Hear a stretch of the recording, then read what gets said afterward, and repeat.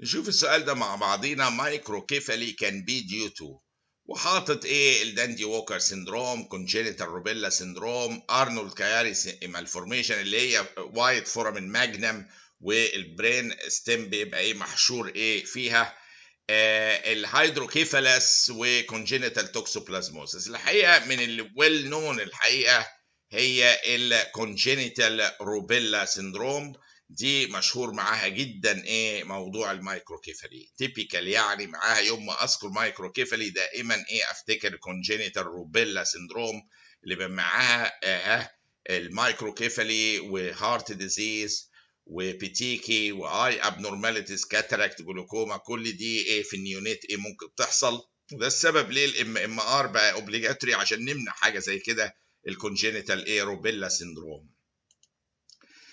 70-year-old man under palliative treatment for bronchogenic carcinoma is prescribed diuretic for ankle edema. يعني عنده lung cancer واخد diuretic لانكل edema. Over the next 10 days he became more confused. Then he develops tonic clonic seizure. What is your diagnosis? يعني البريليمينري دايجنوزس هنا ان الراجل ده مع الاديمه اخذ دايوريتك. الدايوريتكس دي ممكن تعمل هايبوناتريميا جامده، زائد عيانين اللانج كانسر ساعات بيبقى عندهم سيندروم اوف ابروبريت اي دي اتش، تبص تلاقي الصوديوم ليفل ايه برضه كونسنتريشن بقى ايه واطي نتيجه ايه اي دي اتش كتير بيريتي. فالكومباينيشن ده كله بيدي تندنس ان يحصل هايبوناتريميا جامده، وهي دي الحاجه اللي تدخل ايه في الحاله زي كده، تدخلها في كونفولجنز، بالذات لو عندهم ايه تندنسي. ما اقدرش افترض ان العيان بالصدفه كان يعني ابيليبتيك، ولكن في ناس بيبقى عندها فوكس صغيره مستنيه بس ايه هايبوناتريميا او كده. اقرب حاجه في الحل هي مع الدايوريتك يوز اللي هي الهايبوناتريميا، هي اشهر حاجه اللي هي ممكن تدخل ايه في كرامبس، وممكن في حاله زي اللانج كانسر كمان مع الاندوكراين ابنورماليتيز اللي حاصله تبص تلاقيها وصلت لمرحله الهايبوناتريميا ان دخلته في ايه في كونفالجنس زي ما حصل لهم ايه حصل للكيس كده. فهنا دي بريكوشن مهمه واحنا بنستخدم الدايوريتكس، ان احنا نبقى متابعين الايه برضو الالكترولايتس عشان ما يحصلش ايه هايبوناتريميا جامده ممكن تدخل ايه في مشاكل زي ما شفنا. 14-year-old boy presents with 6-hour history of painful limb. يعني جاي بيعرج بقاله 6 ساعات. he complains of severe pain في الرايت groin and has vomited 8 times. 8 مرات vomiting وبين جامد في الجروين. on examination he has an absent cremasteric reflex on the left side. What is the most likely diagnosis?